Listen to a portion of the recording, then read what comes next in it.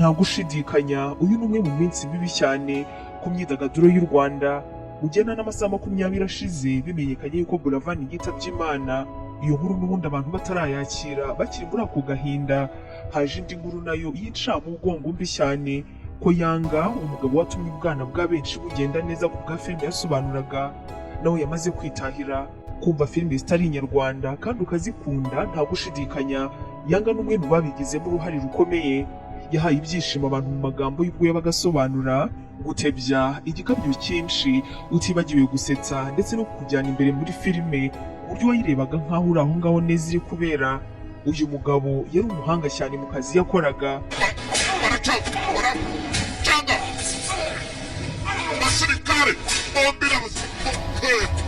Iyi nkuru y'urupfu rwa Yanga nayo ni inkuru itunguranye cyane, ndetse benshi nta nubwo bari babyakira.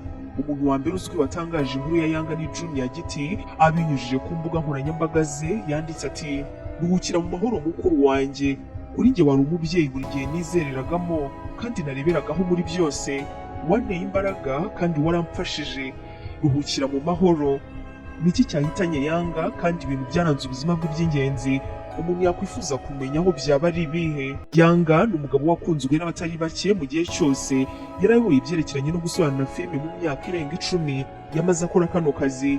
Nubwo yamenyekanye mu mwuga wo gusobanura filime mu Kinyarwanda, arizo zaje kumenyekana nk'agasobanuye, akamenyekana ku izina rya Yanga, nyamara amazina yahawe n'ababyeyi ni Nkusi Tom. Yakunzwe na benshi mu Banyarwanda kubwo kuzana umwuga utari usanzwe kandi akawuha umurongo ngenderwaho, maze bigatuma haboneka n'abandi bantu basobanura filime kandi ku rwego rwiza.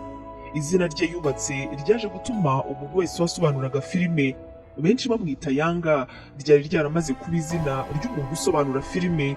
Hari n'abajyaga bavuga ngo ese mu Burundi bagira Yanga mu rwego rwo kumvikanisha ko akazi yakoraga yari yaragahaye izina ndetse n'umurongo ngenderwaho. Aka kazi ko gusobanura filime Yanga yatangiye kugakora afite imyaka 17. Icyo gihe akaba yarigaga mu mashuri yisumbuye.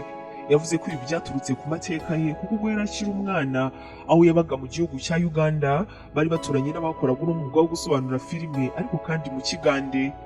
Yaje kwamara cyane rero muri filime zari zigezweho hagati y'umwaka wa 2000 kugeza mu mwaka wa 2013, aho yari umwuga wamwesheje amafaranga menshi nk'uko nawe yakunze kugenda bivuga, ndetse unamuhereza igikundiro n'abakunzi batagira ingano.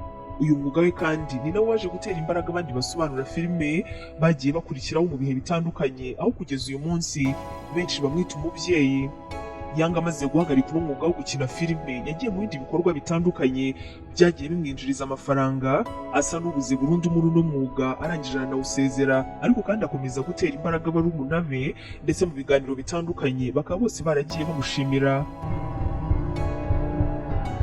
Ahangaha rero niho turi buze kuza kwinjira ku byaranze ubuzima bwe, cyane cyane mu nzira y'uburwayi kugeza muri kano kanya aho yitabye Imana. Uyu mugabo wo mu mwaka wa 2018 byaje kumenyekana yuko arwaye kanseri. Mu mwaka wa 2019 yabwiwe yuko natitabwaho neza nta n'umwaka azigera amara. Ahangaha rero niho tugiye kwinjira neza mu rugendo rwe kuva amenye ko arwaye, gusangwamo kanseri, ibonekerwa ryamubayeho, kwakira agakiza kimwe no kwitaba Imana. Mu kiganiro yagiranye n'ikinyamakuru Simbi TV, Yanga yagarutse ku nkuru ndende y'uburwayi bwe, aho yavuze ko bwamufasha atazi ubwo ari bwo, abanza kugira ngo ni ukurwara mu nda bisanzwe, arangije ajya kwa muganga. Ahangaha bwa mbere wanje kumubwira yuko afite aside yo mu gifu, ariko kandi imiti bamuhaye ntabwo yigeze igira ikimumarira. Yakomeje kwivuza, maze nyuma yo kwipimisha ahantu hatandukanye bamubwira yuko arwaye ikibyimba mu nda. Mu mwaka wa 2018 ubu burwayi bwo mu nda bwakomeje kwiyongera, hanyuma mu mwaka wa 2019 mu ntangiriro zawo cya kibyimba muganga amubwira ko nikitavurwa neza gishobora kubyara kanseri, ndetse muganga yirinda kugikoraho kuko iyo kiza kuba ari kanseri yari guhita ikwirakwira mu nda maze agapfa. Ukora ibishoboka byose ukwezi kumwe kuko nta muntu ushobora kuba afite ikibazo gake ushobora gusanga igihe cy'umwaka. Nyuma nibwo Yanga yaje kujya kwivuza mu bihugu bitandukanye, aho yifuzaga kujya hagati ya Kenya, Ubuhinde ndetse na South Africa, maze biza kurangira South Africa aribo bahisemo kujya kwivuriza. Aha rero nibwo yaje kumenyera yuko arwaye kanseri yo mu nda kandi ko ishobora kumuhitana ativuje neza. Umugore w'umuzungu we akaba yaramufashije cyane muri buno burwayi.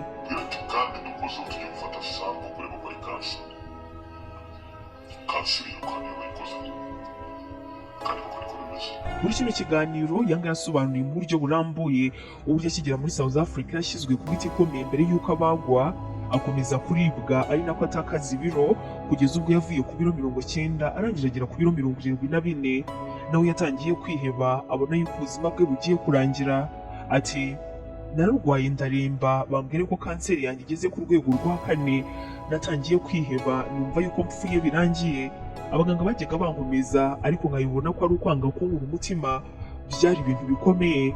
Icyakora ngo muri kino gihe arimo kwivuriza muri kino gihugu agana mu mpera z'umwaka wa 2019, Yanga yaje kwigira inama yo gutangira gusenga ndetse anategura gahunda yo kuzabonana n'umupasiteri ukomeye wo mu gihugu cya Nigeria witwa TB Joshua. Ntabwo ari urwenya, ntabwo nyina, ntabwo mu byo gashobora gukinisha kugeza uyu munsi. Imana sinjya mu byaha. Muri we yumvaga yuko naramuka ageze amahirwe akabonana n'umwe muri bano bapasiteri bazwiho gukora ibitangaza azamukoraho yarangiza agakira.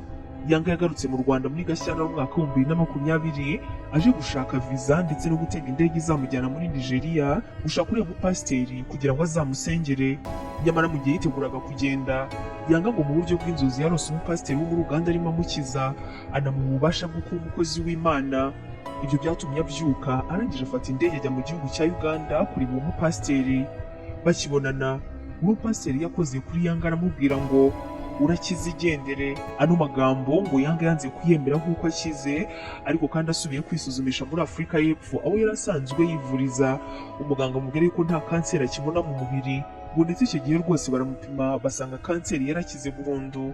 Yanga ati umuganga wansuzumye bwa kabiri yari afite raporo y'umuganga wansuzumye bwa mbere, yantumyeho ngo nzamo ibisubizo bya kabiri.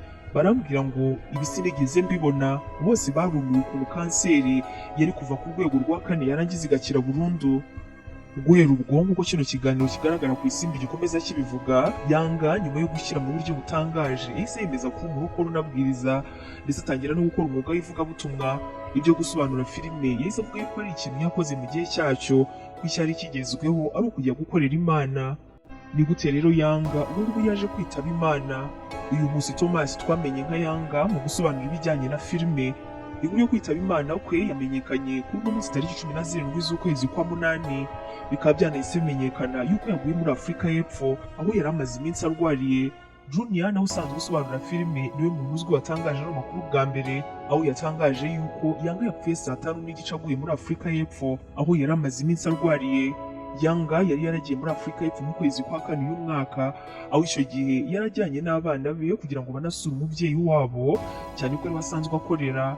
Agezeyo yaje gufatwa n'ubwo burwayi araremba, maze biza kurangira yitabye Imana mu gitondo cyo kuri wa gatatu tariki 17 z'ukwezi kwa 8 umwaka wa 2022. Yanga ni umwe mu bagabo bazanye amagambo menshi kugeza uyu munsi agikoreshwa nk'ijambo nyakariro. Yavuze ko umunsi umwe yaciye ahantu arangije abona ngo ni icyaro cyane, abajije uko yitwa bahita bamubwira yuko ari nyakariro.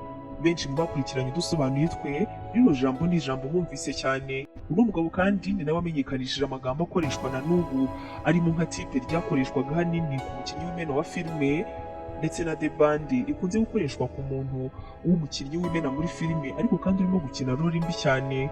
Muri filime ze kandi yarakundaga kuvuga ahantu hitwa kwa Minyasiro, Imikasiro, Umucango arizo tekinike zo kurwana zihambaye n'andi mazina menshi cyane. Yanga kandi yatangiraga filime ze mu gushyira muri mood abantu barimo kuzireba, avuga ati karatangira kanakomeza. Amwe mu magambo yaje n'ubundi gukomeza gukoreshwa n'abagiye bakora udusobanuye mu myaka yakurikiye. Yanga watumye benshi bagira ibihe byiza kubwo kureba filime, akazikundisha benshi ndetse agaha benshi ubuzima bwiza bwo kwidagadura.